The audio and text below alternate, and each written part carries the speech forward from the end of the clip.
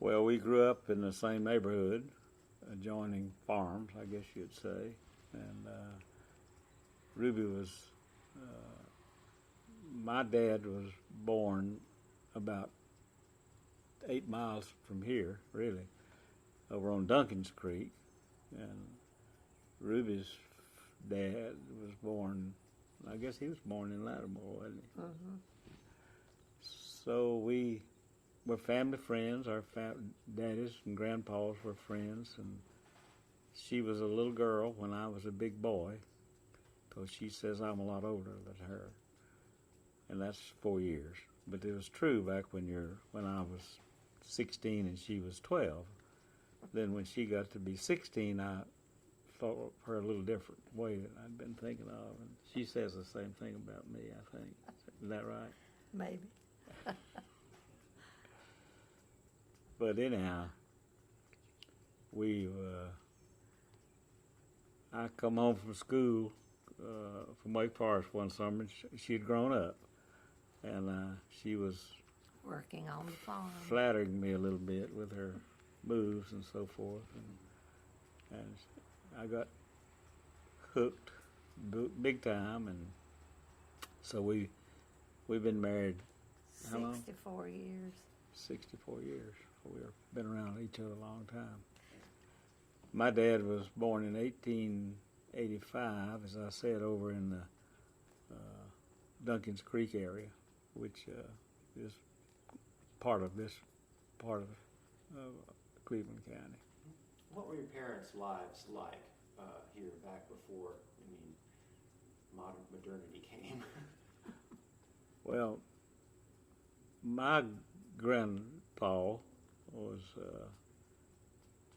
I don't remember him. I was born in 1922, and he died that same year. But he had some acreages over in the area I'm talking about. They had several girls and 2 boys. He was one of the boys, and he had an interesting life. He graduated from Piedmont High School back in those days. That was sort of like graduating from college in that era. And Ruby's daddy went to Boiling Springs High School, which was a predecessor to Gardner Webb University. And so our families have always been interested in education. And I was just reading, my mama was telling JT coming up here that he needs to read that story my mom wrote when she was 97. I kept after her to write a little story about her young days and growing up, and she finally did. Wrote 46 pages with her hand, just handwritten, and it's really interesting. And early on in that day, she lived in Beaver Dam community, which is where on 74 down between Shelby and Forest City. And she tells in their story about her daddy having a bicycle and making a little seat on that bicycle for her to ride to Lattimore, which was 4 miles from where they lived, on Monday morning, and left her with some what they called a subscription school back in those days, that you paid 50 cents a week or something very minor amount of dollars for that education. And he picked her up on Friday and carried her home. So they started out. That was part of their heritages of both. They had an interest in education, and that's up to. I was born in 22, as I said, and Ruby was born in 26. So she grew up and captured my heart and still has it. Ruby, what did your parents do? Well, my daddy was a farmer, a cotton farmer, basically, and it did well some years, but, the times came when it didn't do well. And we thought we had a lot of fun, but, with nothing, you could play with anything and have fun. But we had 5 children, 5 daughters, and now we have 5 daughters and 5 son-in-laws and 11 grandchildren and 2 greats. So the family has grown quite a bit since the early days. But I walked to school from my house, which was not far from my home. And I thought it was very sad when I walked by myself and passed this great big old house in Lattimore that had a lot of dogs and always barked at me, and I was scared of dogs. But the next year I had a little sister. My sister's just 11 months younger than me. So the next, after my first year walking to school by myself, I had a little sister to come right away. And we walked together, and both of us were scared of the dogs. That was a Mr. Lattimore, and he was a fox hunter, and he had about a pack of dogs, big old hounds, and they were harmless, of course, but they scared them to death. They did do a lot of barking. Well, your dad would have been, was your father a farmer too? Yes, he was a farmer. He also was a dentist and a merchant, had a business, both all three. He was sort of had a varied lifestyle.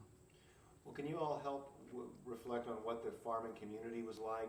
There were a lot of farmers, a lot of cotton grown in that era, and I'd love to know what the community of farmers were like, what the business was like, just anything you care to remember. Well, everybody was was involved in cotton farming in Cleveland County. Cotton was king cotton, just like tobacco was down east, and everybody in Cleveland County, in some fashion, was related to cotton farming. Either the farmers or the people that made their living off the farmers, and it was totally the king cotton was king in Cleveland County, and Ruby's folks had a cotton gin, and then hard times came about during the Depression, and my dad and her folks lost some of their holdings and so forth, and Ruby was out working in the fields. I hoed cotton and picked cotton and milked cows and had fun doing all of it. I didn't like for Jack to come to the field and watch me because I didn't want to be dirty when he came. Well, I never noticed the dirt. She was a pretty little girl with short shorts on and pretty good little figure, and I looking at her eyes and other stuff. I didn't notice her Dirt. bit dirt there. But anyhow, I did visit her in the cotton fields a few times in the early days. And milking the cows. Yeah, too. milking the cows. Lovely. Because once upon a time our house burned and we moved across town. We were born within 300 yards of each other, probably. Yeah. And then when our house burned, we moved across Lattimore, which was not big. It doesn't still have a stoplight. But, and it was right near his home. So he'd walk down from his house to my barn where I was milking the cow, and I didn't like that much. But he always managed to come around wherever I was working. Can you describe what that was, that the kids were involved and what that harvest season was like? I'm trying to paint a picture in my own mind of it. Well, as I say, cotton was king, and like I said, either people were growing the cotton or making their living off the people that did grow the cotton. So it was it, and school years and were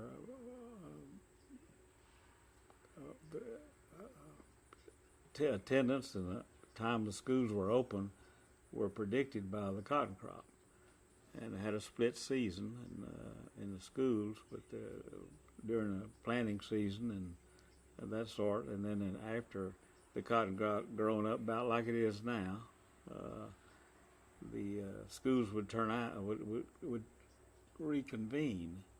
We call that, we laid by the cotton, meaning that you didn't have much left to do with it for a while. The grass was out of it, and it was grown up high enough that it was going to make a crop. And so school started back and then stayed in session until the cotton began to open, which was usually along about late September. And all of the school children used to look forward to the farmers' children to getting a bale of cotton out so they could sell it and have a little money, because it was the only money, money crop around, unless you had some kind of job that depended on cotton. So they wanted to get a bale of cotton out so they could get a little money to. You can hear a lot of people my age talking about that they got their first bale of cotton out about the time the Cleveland County Fair opened, and that they could get a 50 cents each to take to the fair to have fun by riding the rides and so forth. So cotton, and then. So you're saying that the farm kids would get like a bale as almost like an allowance, and they get to sell it and keep the money. And is that what you're saying? If you had, yeah, that's basically it. They didn't own it, of course. Some daddies were more liberal than others, I guess, about giving some money, or could afford to give more. But all the children that I can remember in my class and earlier depended on getting that cotton first, because they didn't have any money. Dad didn't have any money to give them, and they sold that cotton for $100 a bale or $200 or whatever it was. It varied, and they got some money. That was paramount, and it was 85,000 acres of cotton in Cleveland County. We're very interested in the economy of cotton and the relationship of people who worked to the mill owners and the companies, and whether those farmers were, whether it was a healthy, functioning relationship and everybody felt like it was a fair deal. Can you just describe a little bit of the economy of cotton at the time? Yes. There was some times that I can recall in the 20s that the cotton farmers made a good living. But most farms in Cleveland County are small compared to eastern North Carolina. The average cotton farm, I would say, in Cleveland County was less than 100 acres of land total, and most of them would have 25 acres of cotton or in that neighborhood, and a big cotton farmer was considered to having maybe 100 acres of cotton instead of thousands, like down in the Delta and this kind of thing. So Cleveland County was gathering of very small farms, and I would guess most of my classmates in our school grew up on farms that had from 20 to 40 acres with new cotton. I would. And cotton varied in price from $1 a pound to 5 cents a pound in the Depression. So you can see that when people had the Depression come along, before the boll weevil, the Depression was here. The cotton price, and of course, we sold the cotton in a bale. A bale was 500 pounds, basically. 500, 480, something like that. And it take 12 or 1,300 pounds of seed cotton with the seed still in it to make a 500-pound bale of lint, and that was what was sold, the cotton. Of course, the seed had some value too, but basically the lint cotton. So you can ready to see when you had a 500 bale of cotton, and it was bringing a nickel a pound, $25. And an average farmer was growing in a good crop 20 or 30 bales. It doesn't take math to see how much math money was available. And of course, then they had to pay their expensive fertilizer and so forth. So it was pretty tough. And the area in Cleveland County in the cotton era was actually one notch above slavery. The cotton was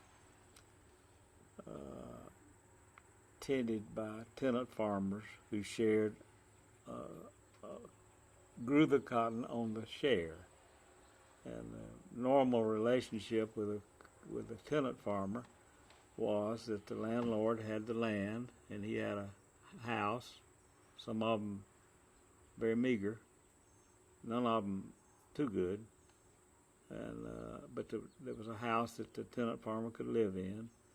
And as I said, the landlord owned the land, and basically they worked on the shares of 50-50, meaning that the landlord in most instances paid for 50% of the fertilizer, furnished the land and the stock and the equipment. The stock being mules and plows that you followed the mule with handles, and a wagon to haul the cotton. And the tenant farmer then paid half of the fertilizer and got half for his work and labor. He and his family got half of the cotton crop price. And the good, better landlords also allowed the tenant farmer to have some land to tend as he saw fit, to grow a little crop or two of his own, that was his.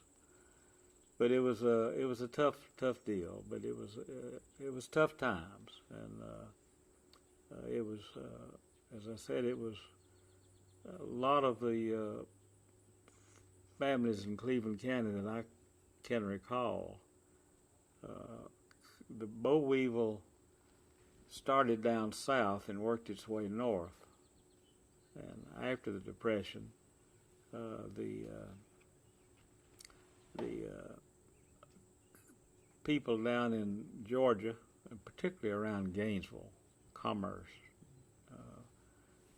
migrated to Cleveland County as tenant farmers, and some of them, a good many of them, owned their own land down in Georgia, but they couldn't make a living because of the boll weevil. So they knew how to grow cotton, and they migrated a good many families that are fine people, and a lot of success stories I could tell about individuals that grew up in Georgia, or born in Georgia, moved up here as a child, and come up here with their folks when they got run out of Georgia with a boll weevil, and reached all kind of degrees of success. It's really a good stories about that.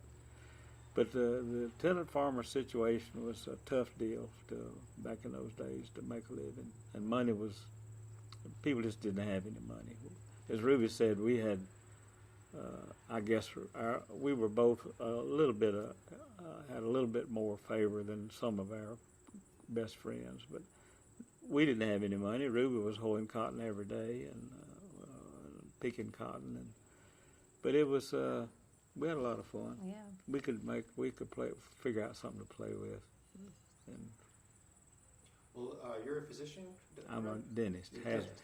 I'm a long time has-been dentist.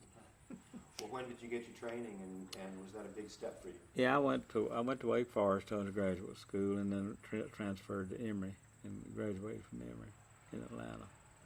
And sometime along in there, I discovered Ruby was not a little girl anymore, and so I practiced dentistry for a good many years. 40 years. Yeah.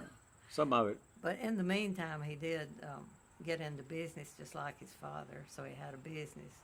We had 5 stores, and then he got into politics. Real surprise to me. She talked me into it. No, but it was a very good experience because now, and we enjoyed it, and we know people from one end of the state to the other from having spent 22 years in Raleigh.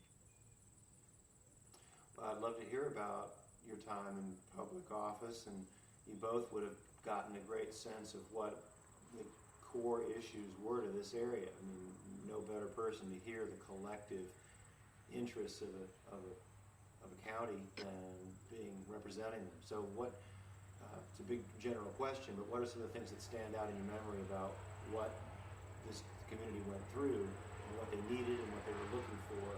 I had always had a little interest in politics, but nothing more than the average person in Cleveland County.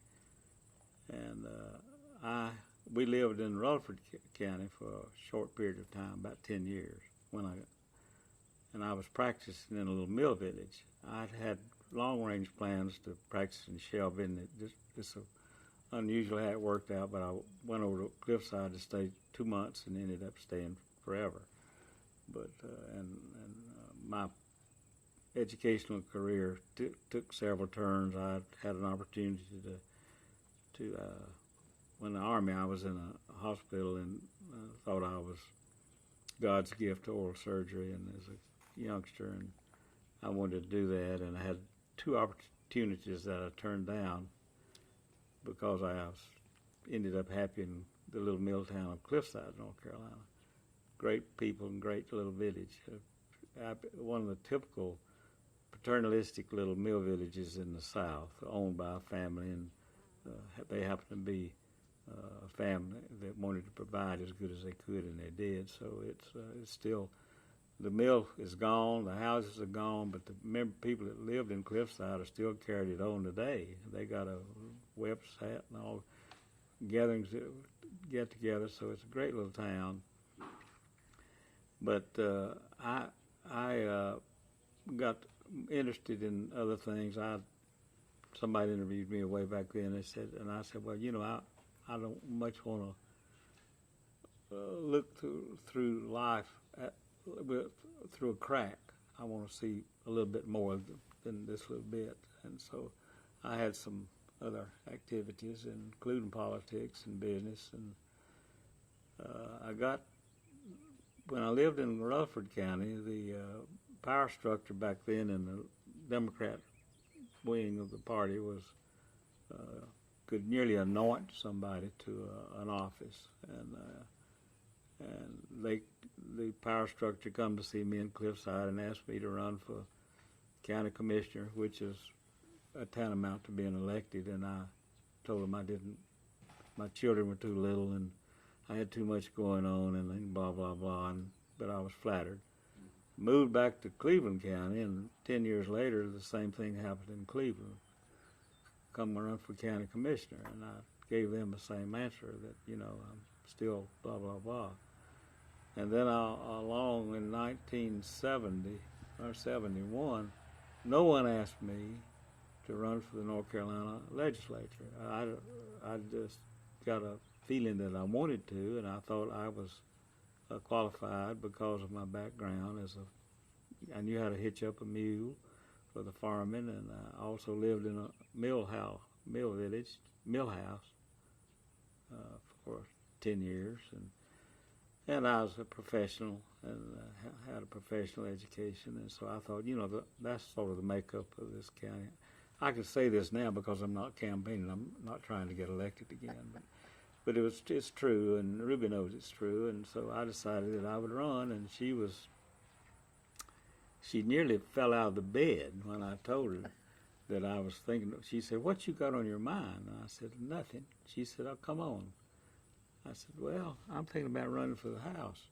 She liked to drop her teeth, but anyhow, so I did run, and it was a 3-county membership then, multi-county, Cleveland, Rutherford, and Polk County, 70 precincts. I remember that.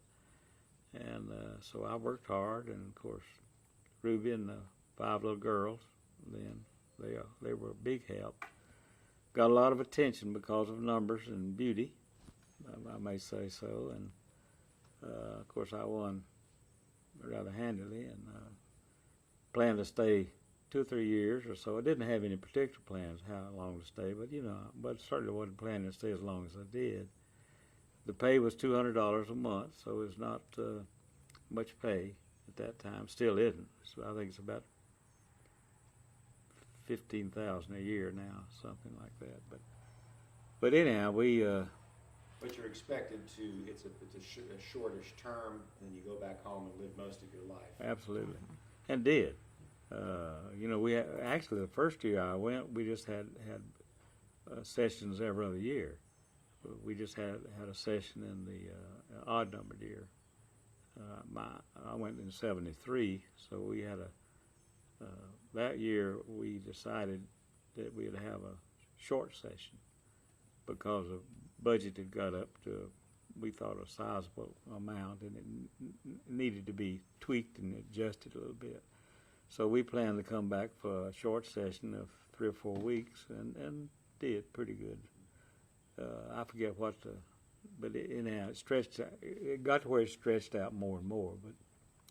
But I I served as rules chairman for, boastfully, I guess, saying longer than anybody in the history of North Carolina, which nobody knows what the rules committee does except people in politics. But that, and I was always interested in the, of course, Cleveland County, as they are today. Still, we were interested in education and jobs. And that's what JT and all those people in Cleveland County after today is still education and jobs. Certainly the progressive wings and this kind of thing. And whatever. Well, I'm curious, what were you up against? Who was not for education and jobs, or who stood in the way? Were there tensions? Well, really not a whole lot of tension. They were, some people were a little more progressive than others, and but I think basically all the people in Cleveland County as a whole were interested in, as they are today, jobs and education, and the social issues got to be a little bit thorny as far as abortion, and there were always some kind of hot button issues in the legislature, like gay rights and abortion and death penalty and several others over the years. And I think one of the things that has concerned me and still does is that there's a number of people that their whole being of one issue voters, whatever one issue that they dislike or disagree with, that sort of just dampens anything that's reasonable. And I've got a good story about that. I was interested in medical education in North Carolina, and I served on a little committee that was looking at that, and I think it was three or four senators and 3 or 4 House members, and we had a series of meetings, manual to Murphy, basically 13 meetings in North Carolina, looking at the medical care situation in North Carolina and lack or not a lack of medical doctors. And it didn't take me long to get convinced that we needed more doctors. And so we had a couple active people in Greenville, North Carolina at the university, Leo Jenkins, and anyhow, we come up with an idea that we needed another medical school in North Carolina. I was one of those, I guess, somewhat of a small leader. And we, it was going along pretty good, and I come back, and I had a store, and I walked in the store one Saturday morning, and there's a professor from Gardner Webb, I can't think of his name, I probably shouldn't say it if I could, but he saw me come in, and the store was fairly good size. It was 100 feet by 100 feet or something like that, and he was way at the back, and I walked in the front door, and he said, "Hey, Doc, you're the very person I want to see. I want to talk to you about that ECU med school." And I hurried back there. He had a booming voice, and I hurried back there to him and tried to, so he wouldn't. They had a little sale going on that day and had 50 or 75 people in the store.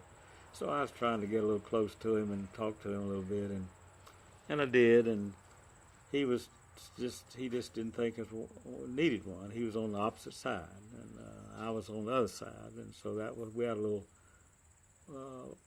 peaceful confrontation, and he finally said to me, "Well, I've always voted for you, and I'm still going to vote for you because I keep sort of tab on you." And he was talking like a professor then, and he said, "You make on my grade list, you make about a 90 or 95, and that's good enough to pass. So I'm going to continue to vote for you. But I still think you're wrong about that ECU med school." So we had a disagreement, but I thought that was a good lesson for politics. If people could look at the overall situation instead of hot button issues that would just knock it plumb out. So that's, I guess, my political speech for today. But it was true, and he sort of said something like, "You just want to get in the bed with Leo Jenkins." Leo Jenkins was a president of East Carolina University then. I said, "I don't know President Jenkins that well," and I said, "He maybe knows me a little bit now, but his turning away thing, I still don't like that Leo Jenkins." So I said, "This is a much bigger issue than one person, Doctor." I think we've done rather well. It was a big step when World War II ended. Of course, there was a lot of good things happening after the war. The GI Bill, for education and this sort of thing, and veterans were coming home that had been to Paris. Most of the time when we were growing up, I would say, well, we looked forward to get to go to the ocean. That was an annual trip for the FFA boys. And that was something, because most of the people in my class at that time had not been to the ocean. And these World War II people had been overseas and here and there and yonder in San Francisco, and so they come back with a little more independence and a little more eagerness to see change. And Brokaw wrote the book, and it's a good book, true in a lot of ways. So they had a little group that come back, and the county had become a little state or whatever, I guess, and pretty well home contained, and we're not eager to look outside and bring things in. And they had some people that initiated that, and as a result of that, they began to get some industry, because the cotton industry was obviously going away in Cleveland County. It was nearly gone, and they brought some industry in. PPG was one of the first ones, and I remember the land that it's on. I'd quail hunted on it many times in my youth, and that brought in, I think, was the first major industry, and then later with fiber industries, and of course other industries along the way. So they had some good leadership, and we've got some good fresh leadership now in Cleveland County that's still actively and successfully being successful, more so than I think a lot of people are aware of. And we got real good cooperation with industry and the state and the local political people and all. We're doing pretty good, and we could do better. We've got some other better things to be done, but we're pointing in that direction.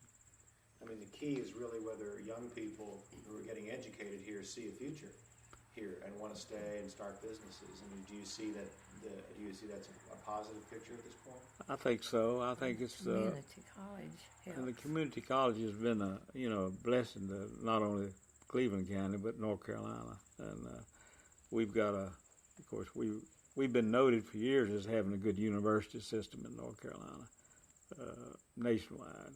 And we have community colleges in the last 25, 30 years. It's equally as important, and we have improved in all of our schools, and we've doing a pretty good job, I think, overall.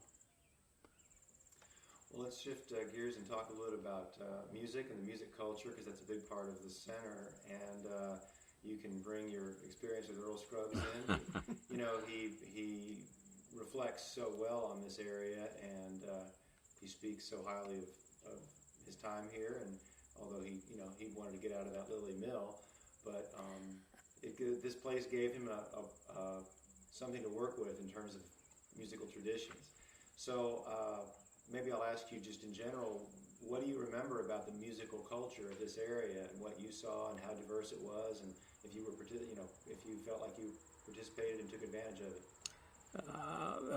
Only participation I did was listen, but there were a lot of talented people in this era, particularly when the string music came about. There were lots of people in Cleveland County that had, I think, unusual musical talents, and still do. And Earl and his family and his brother Horace, they were, of course, two of the more prominent ones that people can remember, and that I can remember. And Gibson, I remember that name only, but the Earl grew up in, as everybody knows, down in sort of the Flint Hill community, and he lived a life as a cotton farmer, and then as a mill worker, which was fairly normal when the cotton began to slip a little bit, and the mill people began to hire more people to work in the plants. There was really quite a rivalry between the farmers and the mill owners. I was on the side of the farmers because I grew up a farmer, but there was a little friction.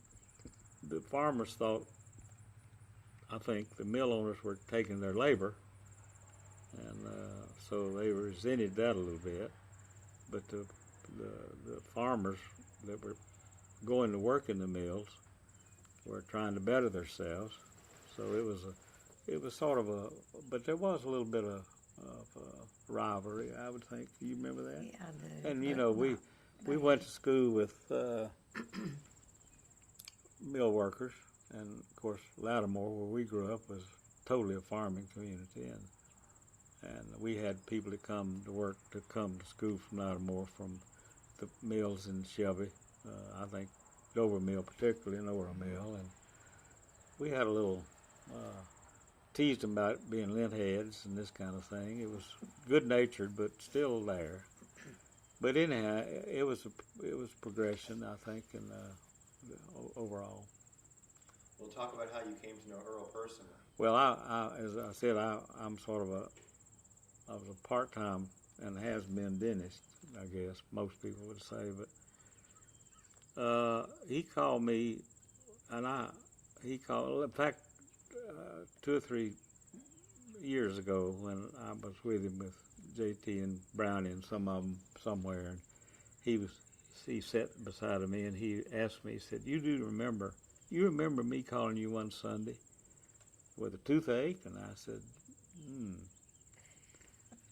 I think so. And he said, well, you did, and you told me, he said, I had a real severe toothache, and if you'd to meet me in my dental office, which was in Cliffside, and I don't know where Earl lived at that time for sure, but he did have a problem, and I was fortunate enough to be correct it at that time and got him some relief. And so that's what my claim to fame is, that I had Earl as a patient.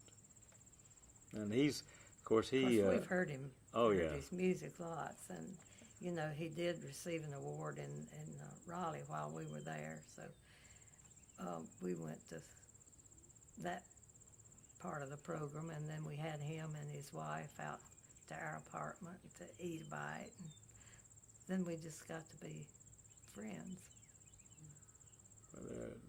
Delightful people, and his brother Horace was, of course, one of my patients too, and Horace is deceased about a year or two now, and we in fact bumped into Mayada day before yesterday. Visited with her. She's in a nursing home now. But she was full of talk. Oh, she yeah. was happy and talking, reminiscing about her And family. of course, the Scruggs family, we've been sort of associated with them, I guess mostly at arm's length for years. A fine family. And of course, Earl he's our number one person right now around. He Cleveland County. First, I'd love to hear about what would a typical meal, typical spread of food have been like, some years ago, just country food here. Well, that's, Growing up, we always ate out of the garden, and we always prepared a lot of the food for saving, canning the beans, freezing the corn and peas or whatever's in the garden, squash. Still do. Still do. We did, how many, 150 something corn this year, 50 bags of corn. So we got 3 freezers full of food. She's afraid we're going to get hungry. But typical meal that we serve in Raleigh, everybody, they take them out and they go eat steaks and shrimp and, lobster and all that. So what I do is just plain old country food, like black-eyed peas and cornbread and green beans and biscuits, ham biscuits, country ham biscuits. And I usually have 4 or 5 vegetables and 2 or 3 meats and 2 breads. We have cornbread and biscuits. And then we have some desserts and stuff. But basically, a stick to country kind of turnip greens, just anything country. What grew out here most that was locally available? Well, we always had beans and corn and peas and squash and okra and tomatoes and what else? That's mainly. Corn, peas, beans, and taters grow. We never have raised our own potatoes, but we always have sweet potatoes or Irish potatoes one anyway. Well, Ruby, when I got in Raleigh, and she grew up in a family that her mama wanted to cook for everybody in the country also. So she grew up in that background. And so when we got to Raleigh, D.G. Martin, who was Dick Spangler's vice president or whatever when he was chairman, and you've been down here now several years, and said, I'm new, I'm over at the university and I'm helping President Spangler, and where would you go if you wanted to have some good country food? Well, I've teased him about that since, that he was looking for an invitation, and so I said, well, if I was really going to look for the best, I'd look at Ruby Hunt's, because she'd call up the legislative bill and say, well, I'm cooking cornbread and peas and so forth, just country rations. And like she said, people were hungry for that, and they got tired of the filet circuit and this stuff. And so anyhow, we started having those functions, and they grew and grew and grew, and now Ruby's